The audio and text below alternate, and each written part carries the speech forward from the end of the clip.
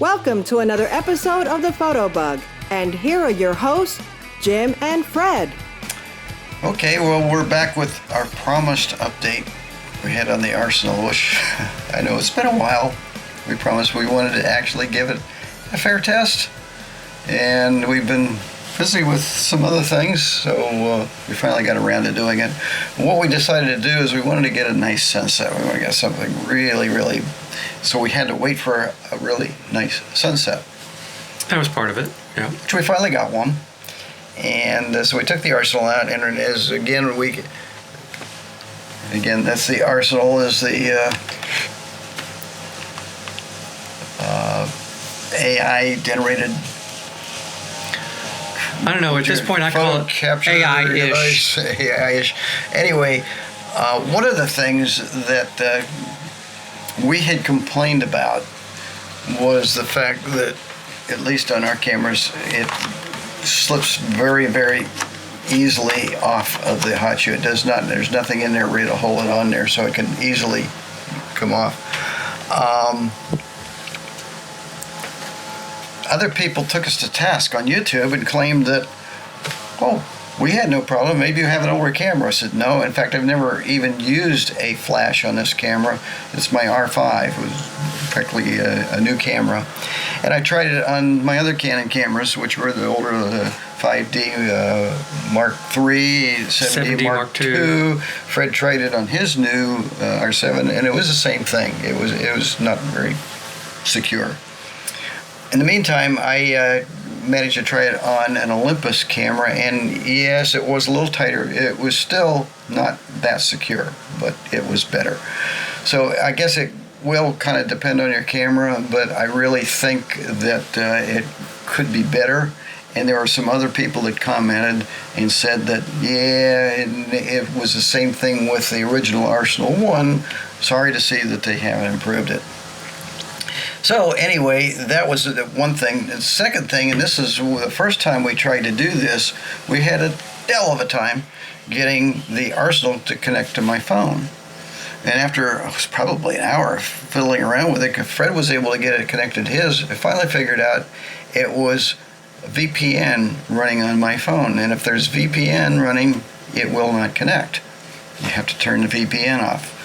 And didn't find that anywhere in the FAQs or in their instructions, and maybe they weren't even aware of that. But something that you need to keep in mind.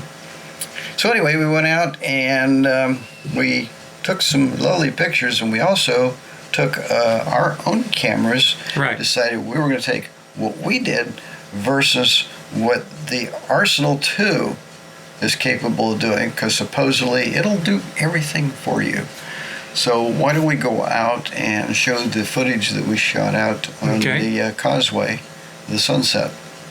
Okay, well, the continuing saga of the Arsenal. We've got the Arsenal here.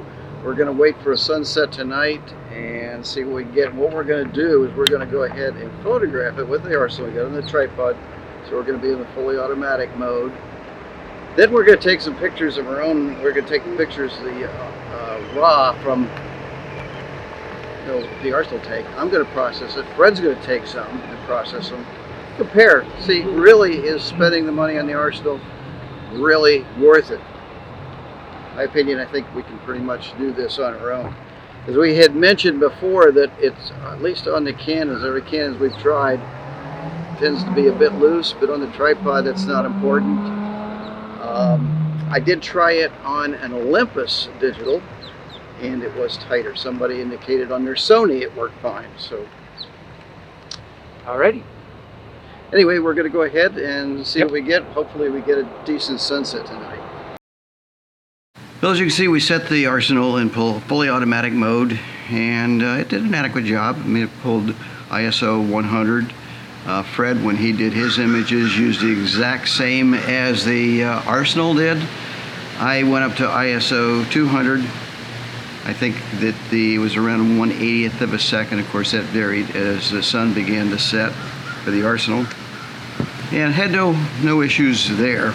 All right, well, there you go. So, coming back here, I brought up the Arsenal and my camera, and I'm trying to bring it in. We've been probably sitting here at least 15 or 20 minutes. It loaded all the cameras. Now, I thought it put it on the SD card or on your phone, which is what I thought I had it set to do. But you can see this. What I'm coming up with is it's supposedly loaded the images that are on my phone, but that's what I'm getting.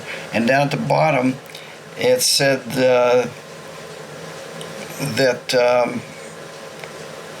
it's still loading deep color down here at the very bottom. And deep color is supposed to be, so when this finally finishes up, I will go ahead and run it through the deep color. But what I have seen with deep color, it seems like this is supposed to be their AI adjustment for your image. It looks to me like what it was basically doing was just increasing the saturation a bit, increasing the contrast a bit, and then adding a little vignette. So Fred and I went ahead and we processed our images. Yep. And we're going to compare them when this is finally finished, because I think we did it a lot quicker than this, with the Arsenal 2 device. So we're going to go ahead and show you. Fred had one of his images here. Yeah, I got a couple that I took. What I wanted to do is I looked at and saw the settings that it was using, so I used comparable settings, and then the only difference is I then went home and did my post-production, which took me very little time because I got a decent image and then I just did my post, and it came out very nice. Yep. So, you just have to look at it. If you're definitely very much a beginner and you've never used a DSLR or a mirrorless, or if you have an older camera that maybe the auto settings aren't that good. I think really auto set on a camera would probably do as good a job, and we could save you $200 and some, and I think the price is going up to $3 something. So we're not as enthusiastic about this as we thought we might be. Well, let me show my images here. Here's ones that I did, and now some of these were off of my camera, same camera that the Arsenal was triggering. In fact, it's actually the same images that it captured, but I converted to RAW myself. Right. And a couple I did with a 7D that I had out there as well.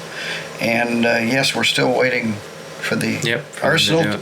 So I don't know how long it's take. We're not going to sit here and let you wait. When this finally finishes, then we will show you the results that the Arsenal did. But in my opinion, and considering this, and I think somebody else said that it took forever for them to get their pictures ultimately done. Personally, I can't recommend the Arsenal 2. Yeah. If you gave it stars, how many would you give it? Yeah, probably at this point 1 star, considering the price and the issues that we had with it. The fact that the build quality. I mean, like I said, I was kind of surprised at the fact that it didn't have a better way to lock down on the hot shoe. One gentleman on YouTube actually said that the first time he took it out in the Rocky Mountains, it fell off of his camera and lost it. Never got a chance to use it. So there you have it. And I'd have to give the same 1 star. I'm just not seeing it doing that much to make it worth the price point. Yep. And again, still waiting. Still waiting. So I don't know how long this is going to take, but when it's finally done, then I will go ahead and show you the Arsenal photos. And then you can see the comparisons. Yep. And as you see, we had waited and waited and waited. We waited over an hour. The camera was actually getting very hot. We discovered that the Arsenal was attempting to pull in and convert every image on the camera. So what I ultimately did was remove the images all and just put back on the card the images of the sunset that the Arsenal took. And then it brought those in, except the last one. For some reason, it kept spinning and spinning and spinning to convert that to the deep color. And here are the results. We did one just before sunset and just after sunset. And as you see, again, it's an adequate job. But as you saw from the ones that Fred and I did, there was really no difference. Was it really worth $200 to $300 for that extra little bit? I think any photographer with a little bit of training could easily have taken those shots. Just setting the camera, even if it's on fully automatic, as proof. Here's a shot we did, just taken with the iPhone, just straight. This is unprocessed, just straight out of the iPhone. To me, it's got to be a decision you'll make, but it's a pretty good investment. To be honest with you, I'd rather you spend the money going to like the Black Hills Photo Shoot Workshop. There you go. Or even online training, or go to our YouTube channel. We've got all kinds of free photo courses out there. It won't cost you a dime. And all we ask is when you do that, just please hit the subscribe button. sure. Okay? All right then. If you got comments or anything that you find fault with our review, leave them in the comments.